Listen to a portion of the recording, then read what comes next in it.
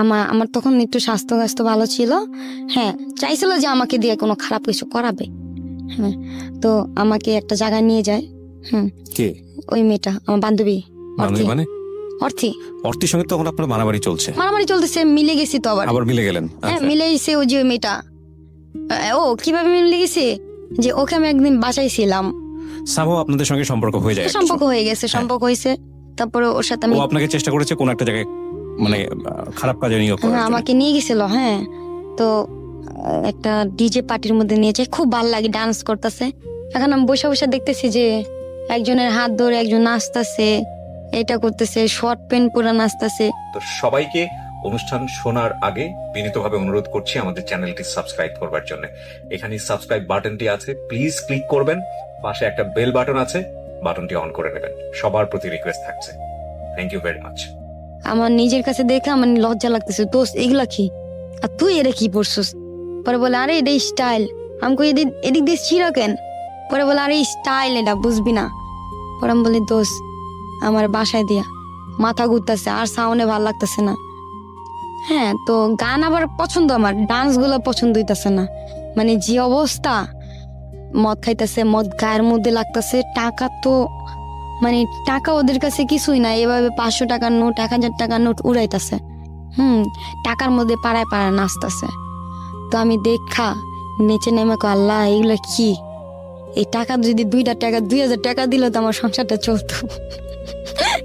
আমি এটা ভাবতেছি, কিন্তু অথচ অলরেডি ওইখানে অনেকজন বুক হয়ে গেছে, আমাকে পছন্দ করছে অনেকজন। এখন ও বলতেছে 10,000, ও বলতেছে 15,000, ওই এরকম মানে আমারে মানে বিক্রি করতেছে, মানে সেল দিতেছে। অর্থী? আমাকে মানে হ্যাঁ ভাই নাইটে কত? এই তো নাইটে 20,000 টাকা। এরকম। এখন অর্থে যে কাজটা করতেছে ঘন্টা ঘন্টা যাইয়া মানে ঘরে যায় আর আসে। আমি বলি দোস্ত তুই যাস কই? পরে বলে দাঁড়া টাকাটা উঠায় নিয়ে আসি। আমি বলি টাকা উঠায় নিয়ে আরে ডান্স করছি না, আমি তো দেখলাম না তুই ডান্স করছিস। কারে না দাঁড়া একটু আসতেছি। আমার সামনে টাকা গুনতেছে। দোস্ত এতগুলো টাকা কই পাইছিস? আমার 1,000 টাকা দিবি? পরে বলে ঠিক আছে 1,000 না, তোর আমি 10,000 টাকা দিবি, তুই কাজ করবি? আমি বলি কি কাজ দোস্ত ক? ডান্স করবি? হ্যাঁ ডান্স করবো, চল 10,000 টাকার জন্য ডান্স করবো না? পরে বলে ডান্স করবি, আর লোক যদি তোর গায়ে হাত দেয়, লোক গায়ে হাত দিলে 1,000 করে চাইবি, 1,000 করে চাইবি, মানে মিনিটে 1,000 করে চাইবি, তাহলে পারবি। আমাকে সত্যি? আমাকে হ্যাঁ। মানে আমাকে সাজা গুজা নিয়ে গেছে, আমি ডান্স করতেছি, ওই লোকটা না আমার এখানে হাত দিছে। হাত দেওয়ার পর আমি চটকানা দিতে চাইছিলাম, পরে মনে মনে করি ও তো মানে মিনিটে টাকা নিতে বলছে। আমি বলি 1,000 টাকা দেন, দিছে। আমি বলি হাই হাই এটা কেমন না, এটা কেমন ডান্স, 1,000 করে টাকা চাইতেছি পাইতেছি। এখন আবার গায়ে হাত দেয়।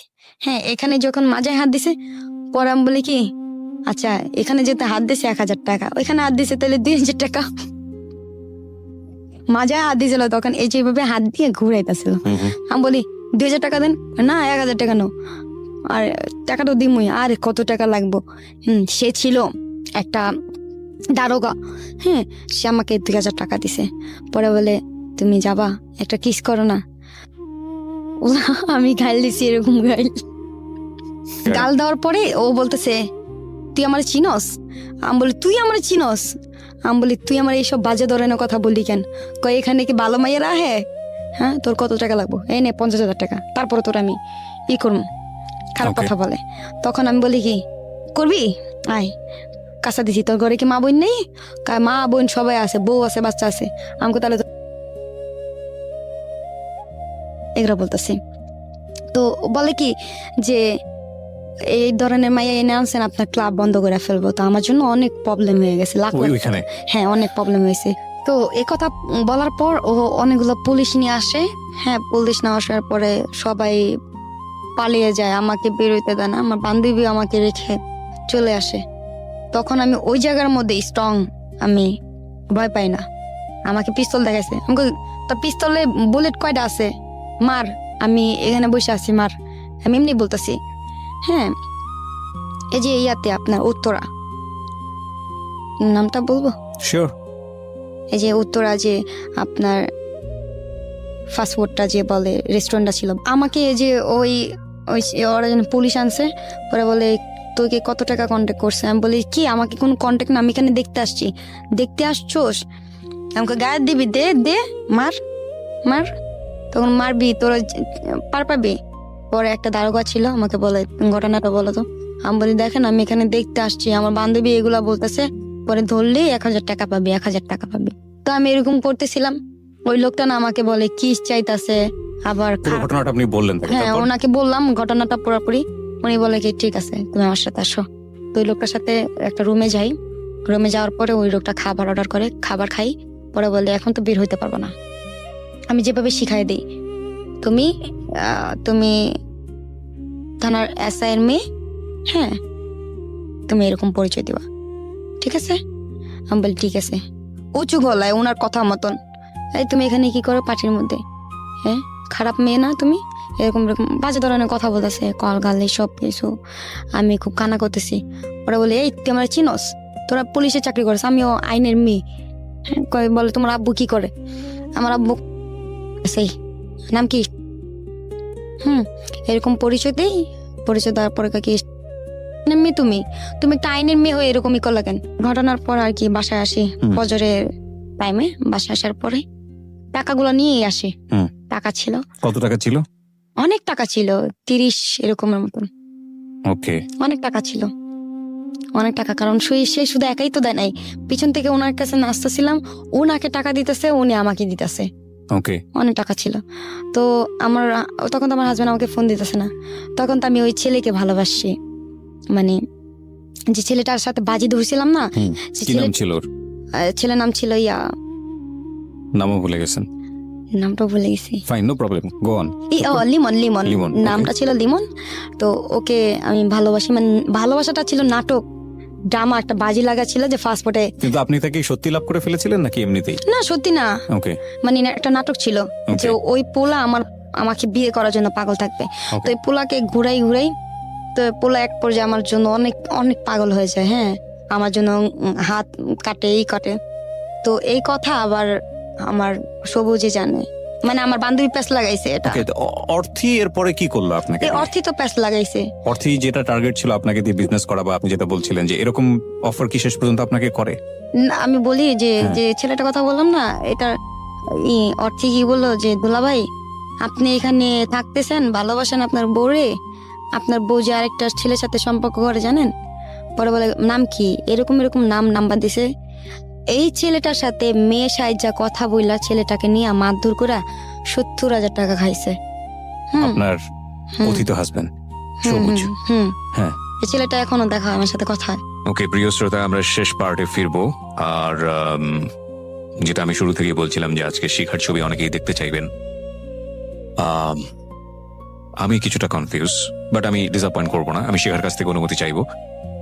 যদি শিখা অনুমতি দেয় তাহলে আমি অফকোর্স পাবলিশ করবো, because she is matured girl এবং আপনারা দেখেছেন সে বয়প্রাপ্ত। তারপরেও আমাদের সামাজিকতার জায়গা থেকেও একটু চিন্তা ভাবনার বিষয় আছে। ঠিক আছে, রাত 1টার পরে আমরা খুব অল্প সময়ের জন্য ফিরছি, আশা করছি আমাদের সাথেই থাকবেন। Secrets. Something beyond entertainment.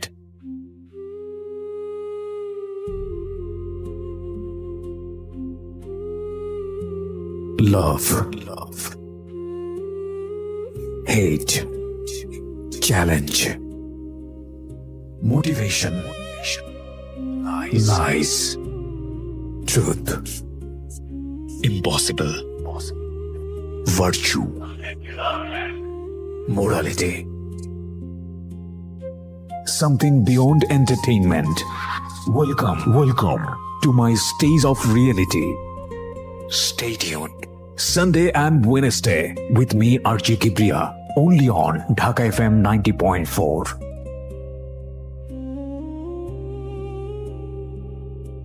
Secrets. Something beyond entertainment. শিখা, গভীর রাত, অনেকে হয়তো এই অনুষ্ঠানটা শুনে সাহারি খেতে যাবে। আমরা কথা না বাড়াই, আমরা মূল জায়গাতে চলে আসি। তারপর কি হলো? তো এই ছেলেটার সাথে মানে এখানে মারছে ছেলেটাকে। ছেলেটা বলতেছে এখানে মাইরেন না, কেন ওর জন্য কাটছস, এখানে আরো বাইরেছে। তো ছেলেটার সাথে আমার কতগুলো পিক ছিল, মানে আমরা ফটোশুট করছিলাম ফান করে। তো ওই ছবিগুলো দেখা না ও অনেক কান্না করছে। কান্না করার পর আমাকে বলতেছে যে, আমাকে সেদিন প্ল্যান ছিল আমাকে মাইরা ফেলবো।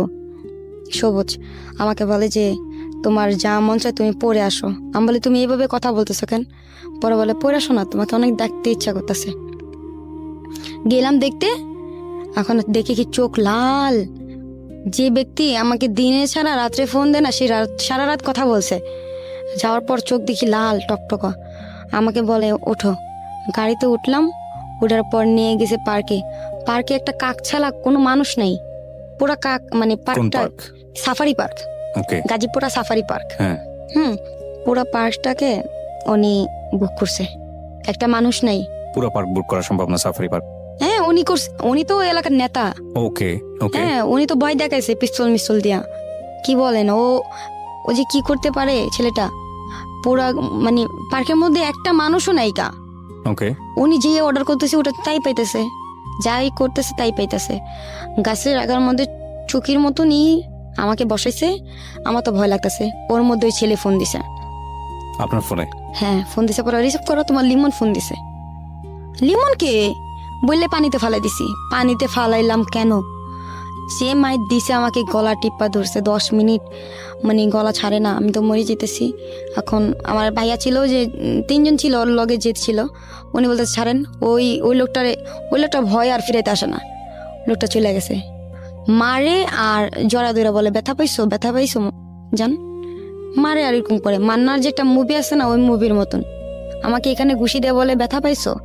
এখানে এই যে এখানে চুলও কিন্তু আমার এখনো পর্যন্ত এখানে অর্ধেক ছিঁড়া, এখানে বড় ছোট আছে এখানে। ওকে ওকে, হ্যাঁ চুল ছিঁড়া ফেলছে এখানে। চুল যখন টাইনা ছিঁড়া ফেলছে না, এভাবে 2টা টাইনা ছিঁড়া ফেলছে।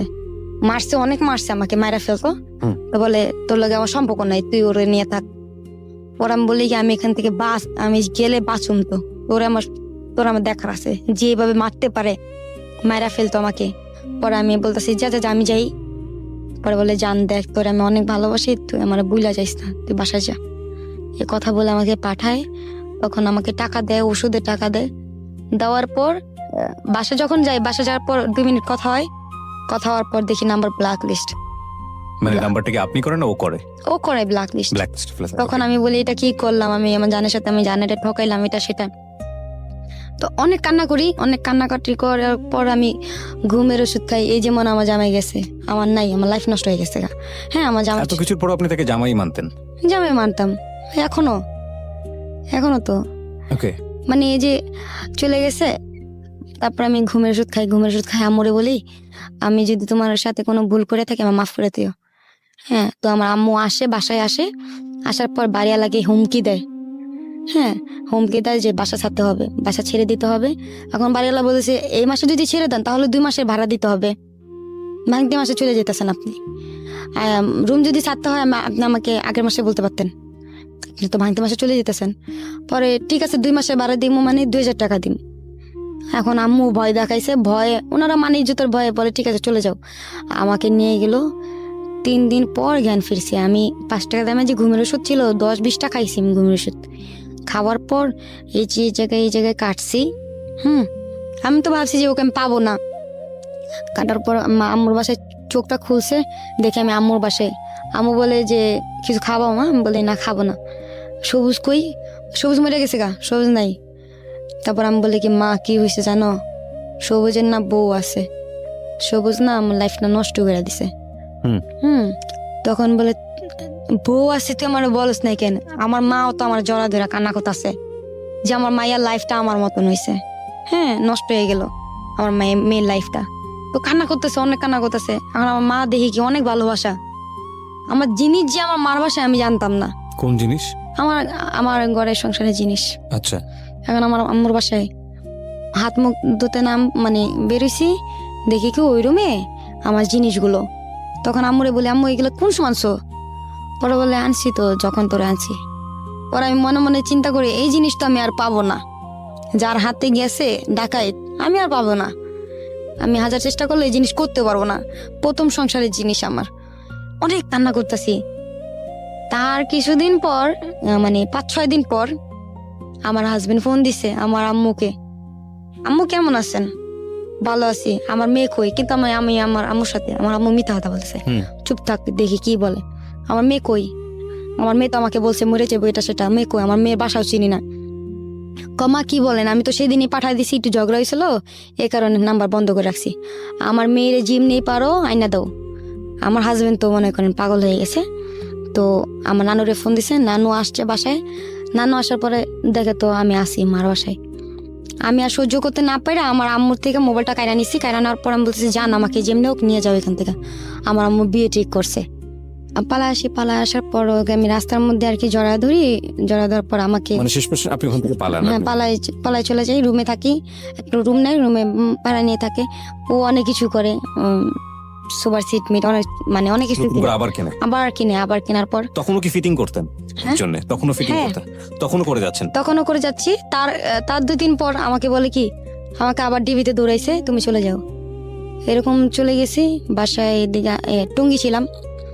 টঙ্গী থাকার পর যেটা হলো যে আমি কিন্তু ওরে অনেক লাভ করি। টঙ্গী থাকার পর ও আমাকে তখনও বলে নাই। তারপরে আমি যে কি করব, খাওয়া দাওয়া কিছু করতে পারতাছি না। আমি হোটেলে কাজ করি। হোটেল বলতে খাবারের হোটেল যেটা, হুম। সেখানে কাজ করি। ও কোথায় আছে আমাকে বলে নাই কখনো, আমাকে জানাই নেই কখনো। ও মানে ফোন দেয় না, কথা বলে না। তো একদিন ফোন দিছে, পরে বলে আমাকে টিভিতে ধরছে। আমি চিল্লায় কান্না করতেছি, কেমনি কি করব। ও যে আমাকে ঈদের একটা কাপড় দিছিল, ঈদের কাপড়টা আমি 100 টাকা বন্ধক রাখছি। বন্ধক রাখা আমি ওকে খুঁজতে গেছি চৌরাস্তা পাই নাই ওকে খুঁজা, কারণ ঢাকা শহর তো ছোট না, অনেক বড়। তো খুঁজতে গেছি, পাই নাই। এক পর্যায়ে মানে প্রায় 6 মাস, টানা 6 মাস ওর সাথে আমার যোগাযোগ নাই। তারপর আমার ওই বান্ধবীর কাছে আমি যোগাযোগ করি। হ্যাঁ, হুম। ওই বান্ধবীর সাথে সম্পর্ক করি। ওই বান্ধবীর পুরা প্ল্যানটা আমি জানি, মানে বুঝতে পারি। তো এরকম করে করে আমি এই প্ল্যানটা করি। মানে কি করেন? ওর গেস্ট গুলাকে আমি করি, নাম্বার নেই, নিয়ে কথা বলি। কথা কথা বলে আমি বলি যে আমি ভালো কালেকশন দিব আপনাকে, ভালো আমার কাছে ভালো মেয়ে আপনার আছে। বান্ধবী আসলে কি করতো? আমার বান্ধবী আসলে যে বললাম না যে একটা ব্যবসা ছিল কলগালে ব্যবসা ছিল। তো জি আপনি এটাকে নিজের হাতে নিয়ে নেন সিস্টেম করে? জি সিস্টেম করে বলতে ও আমাকে নিয়ে যায় পরে ওই লোকটা পছন্দ করার পর আমার তখন অনেক টাকার প্রয়োজন, আমার রুম ভাড়া দিতে হবে, আমার চলতে হবে। তো আমি ওই লোকটার সামনে কানা করে দিই, আমি এই কাজটা করবো, বাপের কাছে আমার হাজবেন্ডকে ঠকাবো। ওই লোকটা আমার হিস্টোরি শুই না, আমাকে কিছু করেনি, আমাকে টাকা দিছে, 10,000 টাকা দিছে। টাকা দেওয়ার পর তুমি নাম্বারটা রাখো, দরকার লাগলে ফোন দিবা। তো এই আর কি, এরকম করতে করতে জানি এরকম প্ল্যান আমি শিখি। তো আমার কাছে মনে করেন এখন মেয়ের কোনো অভাব নাই। হ্যাঁ, ওই সময়টাতে এখনো এসব করেন? এখনো এসব করি না, মানে ওকে ফাইন। তো আপনি এই বিজনেসে আসলেন? এই বিজনেসে আসার পর মনে করেন আমি যে মেয়েদিনগুলোর এইসব করে আমি কিছু নেই। এই মেয়েদেরকে আপনি খোঁজ পেলেন কিভাবে? এই মেয়েদের সাথে এই মেয়েদের সাথে যে বললাম না, পার্টিতে গিয়া দেখা হয়েছে, নাম্বার পার্টি বা বিভিন্ন সব জায়গায়? হ্যাঁ এরকম গিয়ে দেখা হয়েছে এরকম। হ্যাঁ, তো আস্তে আস্তে এরকম ডান্সার হয়ে যাই, সিঙ্গার হয়ে যাই, গান গাই। তো আমাকে ভাড়া করে নিয়ে যায়। তো নাম্বার নিয়ে এরকম কথা বলি। তো মেয়েদেরকে বলে তুমি কি কাজ করলে আমাকে জানাইতে পারো, আমি তোমাকে এরকম ক্লায়েন্ট দেবো ভালো টাকার। তো এরকম বলে, ঠিক আছে। আস্তে আস্তে এরকম হয়। 2টা মেয়ে আমার বাসায় থাকে। বাসা থাকার পরে তার কিছুদিন পর আমাকে সবুজ ফোন দেয়, আমার হাজবেন্ড। ফোন দেওয়ার পর বলে যে তুমি কোথায়? আমি বাসায়। তোমার সাথে কি? আমি বলি আমার সাথে একটা মেয়ে। পরে বলে কি করে? আমি বলি কি দেখো ওর কেউ নাই, আমার বাসায় থাকবে আমার সাথে। রাখো। পরে মেয়ের না অনেক ব্যাপারে জানতে চাইছে, খালি ওই মেয়ের ব্যাপারে খুঁজায়। যখনই ফোন দেয় দেখি ঘন আমার ফোন দিতেছে মেয়ের ব্যাপারে জানার জন্য। পরে বলে আচ্ছা মেয়ে ভালো না খারাপ জানার দরকার না, তুমি নাম্বারটা দাও তো। আমি বলি ঠিক আছে, এটাও ভালো কথা বলছো, যদি ডাকাত আবার চুরি মুড়ি করে চলে যায়। মানে অর্থের ব্যাপারে এটা বলছে? অর্থী নাকি অন্য কোনো মেয়ে? না, স্বর্ণা। তো কি কাজ করাই, ওকে আমি কাজ করাই। ওর হাজবেন্ড ছিল, একটা বেবি ছিল, মেয়েটা দেখতে সুন্দর, ছবি আছে। তারপরে ওই মেয়েটাকে না আমাকে ছবি চাই আমার হাজবেন্ড, ছবি দিয়ে ইমুতে। ও ছবি দেখে মানে হয়ে গেছে, মেয়েটার প্রতি আকর্ষণ অনুভব করেছে। ঘন ফোন দিয়ে ওর ব্যাপারে জানে। আমি তো সন্দেহ করি না ওকে, কারণ জানি যে ও আমাকে অনেক লাভ করে, বাবু ডাকে, জান বলে, পাখি বলে। তো মানে ওই মেয়েটা একটা সময় কি জানতে পারেন যে মেয়েটার সাথে সে এসব ব্যাপারে? তাহলে মেয়েটাকে ফোন দিয়ে বলে যে তুমি আমার কাছে আইসা পড়ো, তোমার বোন ভালো না, এটা সেটা, তোমাকে আমি রাখবো, তোমার যা যাবতীয় খরচ লাগে আমি দিব, তোমার খারাপ কাজ করা লাগবে না। হ্যাঁ, মেয়েটা একটা সময় আমাকে এইসব কথা বলে, তোমার হাজবেন্ড এসব বলছে, আমি বিশ্বাস করি নেই। হ্যাঁ, ওকে আমি বলি কি তুই আমার ঘর থেকে বাইরা, বেড়ে যেতে বলছি, চলে গেছে। ওই মেয়েটাকে ফোন দিয়া ও ওর কাছে রাখছে, এবং কি এখনো ঠিক একই ঘটনা যেটা প্রথম মনির সাথে। মনির সাথে হয়েছিল, ঠিক একই ঘটনা আপনার সঙ্গে হলো। হলো।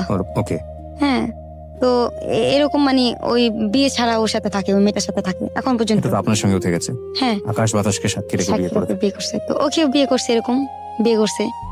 তো সেম কাহিনী এরকম আরো 2টা মেয়েকে আমি রাখি। ফাইন, আমি বুঝতে পারছি যে এই যে কালচারটা, এটা হয়তো একটা সমুদ্রের মতো, এটা একটা থেকে শুরু হয়, চলতে থাকে। আমাদের সমাজের সামাজিকতার জায়গা থেকে, ধর্মীয় জায়গা থেকে যেটা অচিন্তনীয়, আপনি সেই রকম একটা পরিবেশের মধ্যে বাধ্য হয়ে গেছেন, সেখানে ভিকটিম হয়েছেন এবং প্রতি মুহূর্তেই নিজেকে বিপদের মুখে ঠেলে দিয়েছেন, না, ওর কিংবা জন্য আপনি তো জেলও খাচ্ছি আমি। জেলও খাটছেন হ্যাঁ, ওর জন্য। কি হ্যাঁ। হয়েছিল? ওর জন্য ওই যে ও বললো না ডিবিতে ধরছে। হ্যাঁ। হ্যাঁ, এখন তো আমাকে ফোন দিচ্ছে না ওই মেয়ে যাওয়ার পর। হ্যাঁ, আরেকটা মেয়ে বললাম না, 2টা মেয়ে, আরো 2টা ছিল, ওই 2টাকে নিয়ে গেছে। আমি তো সন্দেহ করছি যে ওই এরকমই। তার কিছুদিন পর আমাকে মানে সরি, পুলিশের কথা বললাম, যে আমি বলি যে আমার কেউ নাই, আমি ওকে দেখতে পাচ্ছি না, একটা টাকা নেই আমার কাছে, কি করবো? তো একটা মহিলা বাসায় যাই আমি, যে মহিলা এইসব কাজ করায়, তার বাসায় যাই। সে আমাকে জোরজবস্তি একটা লোকে দিয়ে ঢোকাইছে। তার বাসায় কিন্তু গেছিলাম আমি 200 টাকার জন্য। হ্যাঁ, সে আমাকে জোরজবস্তি একটা লোক ঢোকাইছে। তো ওনাকে আমি আর কি দাও দিয়ে কূপ দিই। হ্যাঁ, এখানে কূপ দিই, যাতে আপনার কাছে না আসে। কিন্তু দাওটা যে এত ধারেই জানতাম না এখানে লাগে। তো এখান থেকে পালায় আসি, পালায় আসার পর লাগার পরে কি লোকটার কি অবস্থা ছিল? খুব বাজে অবস্থা। আমি তো পালায় আসি, হিসাব করি আমি টঙ্গী থাকি অনেকদিন, থাকার পর উনি আমার মোবাইল ট্র্যাক করছে। হ্যাঁ, করে আমার লোকেশন ধরতে পারছে, কিন্তু আমাকে ধরতে পারতেছে না। এখন আমি চিন্তা করতেছি, আমার হাজবেন্ড তো জেলখানায়, আমি এখানে থেকে কি করবো? আমিও ধরা দিই। ধরা দিলে ওর সাথে গিয়ে দেখা করতে পারবো। হ্যাঁ, আমি ভাবছি কি জেলখানা মনে হয় সব একই, ছেলেমেয়েরা একই জায়গায় থাকে, আমি এটা ভাবছিলাম। পরে আমি ওনার সাথে ধরা দিছি, অনেক মারছে আমাকে।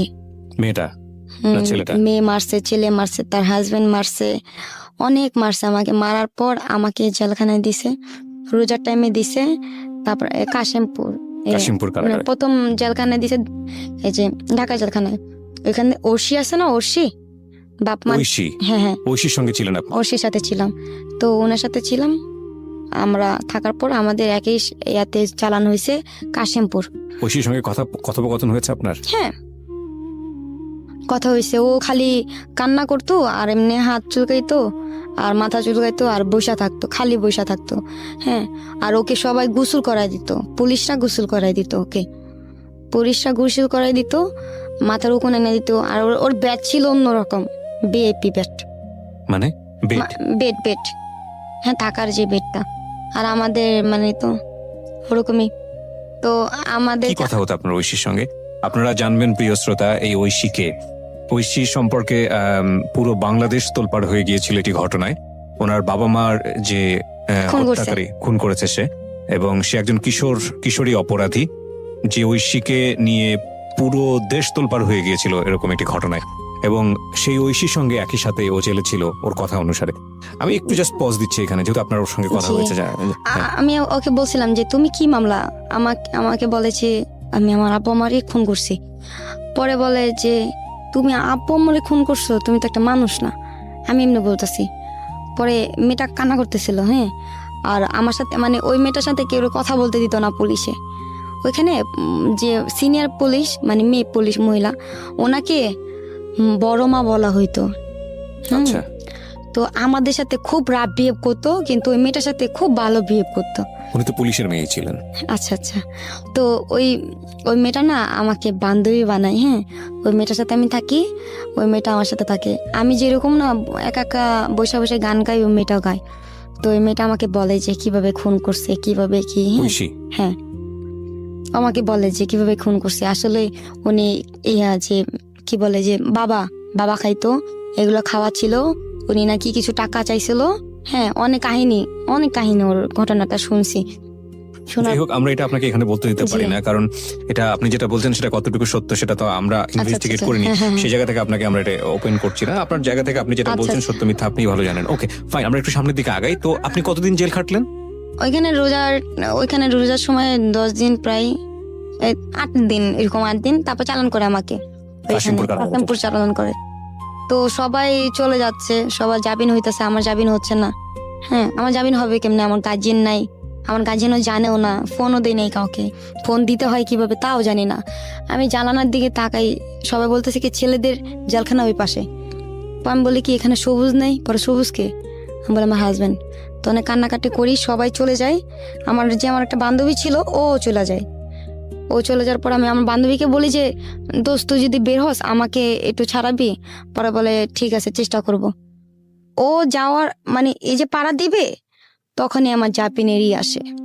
কারণ আমার খেয়াল ছিল না, কোডের সময় আমি একটা কাগজে সাইন করছিলাম, সরকারি কাগজে। হুম। তো আমার জামিন হয়ে যায়। আমি জামিনে তাড়াতাড়ি ছাড়ার পর আমি গাজীপুরে যাই, খুঁজি, ওকে পাই না। তার কিছুদিন পরও আমাকে আরেকটা নাম্বার দিয়ে ফোন দেয়। ফোন দেওয়ার পর আমাকে নিয়ে যা দেখা করে। আমরা একটা বড় ভাইয়ের বাসায় যাই। বাসা যাওয়ার পরে ওরকম শারীরিক একটা সম্পর্ক, ঠিক আছে, সম্পর্কটা আমার সাথে করার পর আবার মনে করেন মোবাইল ব্ল্যাক লিস্টে করে। ব্ল্যাক লিস্ট করার পর তার কিছুদিন পর আমাকে ওর বন্ধু আমাকে বলছে, তুমি কি সবুজের ব্যাপারে জানো? আমি বলি না, জানি না। পরে বলে ও যে কত খারাপ তুমি জানো? আমি বলি কেন, কি হয়েছে? পরে বলে ওর মুক্তা নামের মেয়ে চিনো? আমি বলি না। কয় মুক্তা ওর ওয়াইফ। আমি বলি ওর ওয়াইফের নাম তো কনা, মুক্তা এলো কোন থেকে? তো ও নাম্বারটা দেয়, মেয়ের নাম্বারটা দেয়, মেয়ের সাথে কথা বলি, মিষ্টি মিষ্টি কথা বলি। সবুজ তোমার কি লাগে?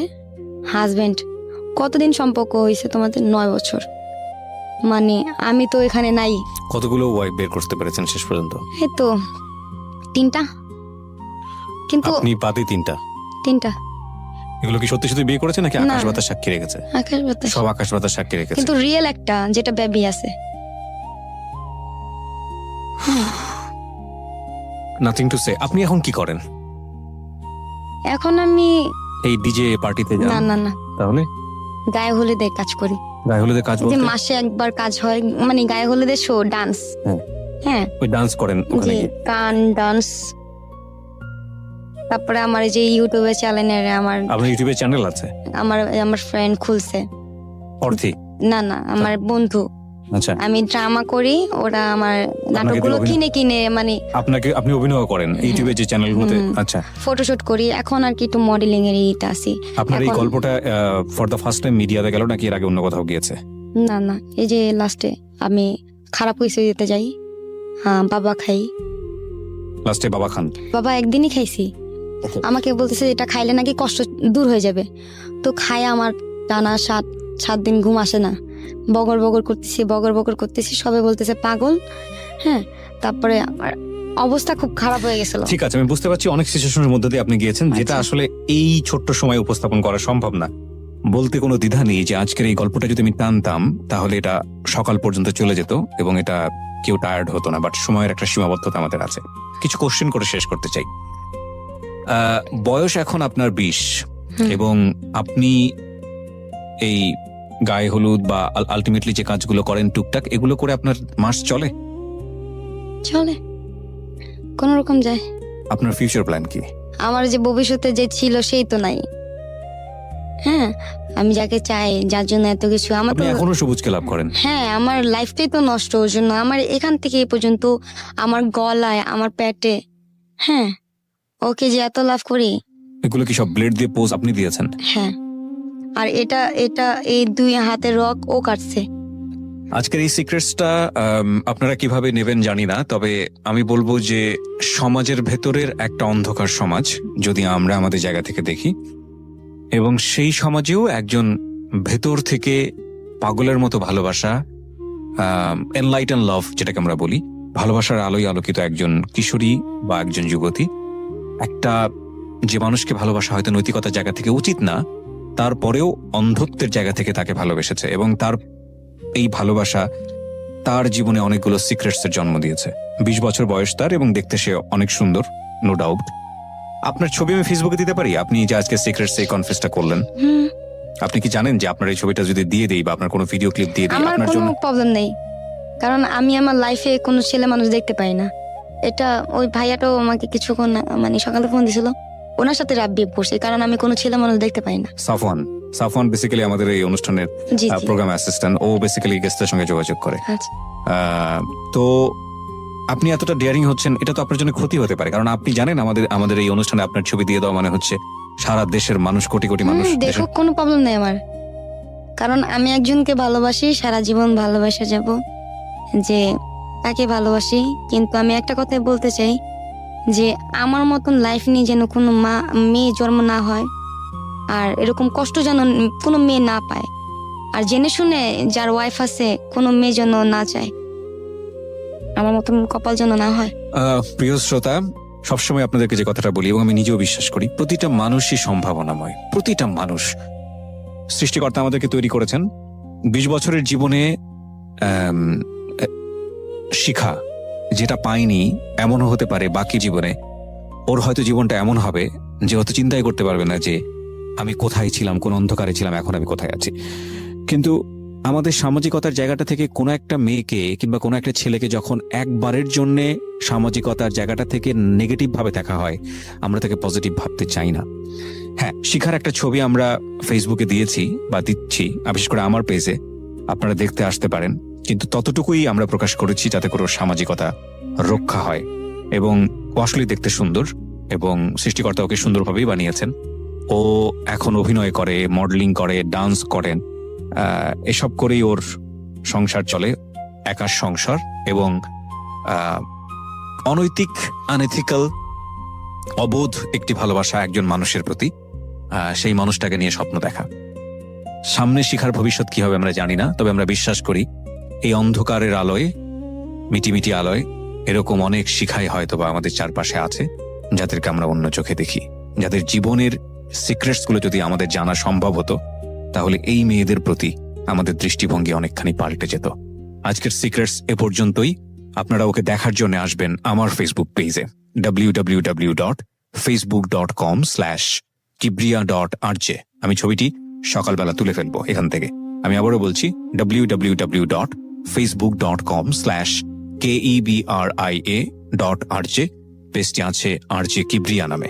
প্লিজ লাইক দিয়ে কানেক্ট থাকবেন।